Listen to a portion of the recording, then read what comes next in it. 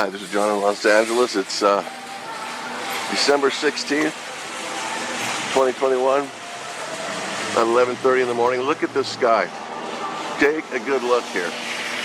Flying dump trucks have been over, I see. I'm at Trader Joe's here in Long Beach. Look at this. Everybody's wearing their friggin' muzzle. Fools as they are. You have to be a fool to still be wearing this and follow along with all this nonsense. So, just had to show you the sky here. It's very depressing. My friend just called me. He was going to join the gym. He moved far away so he could get away from this stuff. So he calls me up and tells me that you can't exercise unless you've had the jab. And you got to wear the muzzle on top of that. That makes a lot of sense, huh? Get a mysterious jab and then go work out to get yourself in good health. Yeah, it makes sense. Sure. All right, I just have to show you the sky. This is pathetic. All right?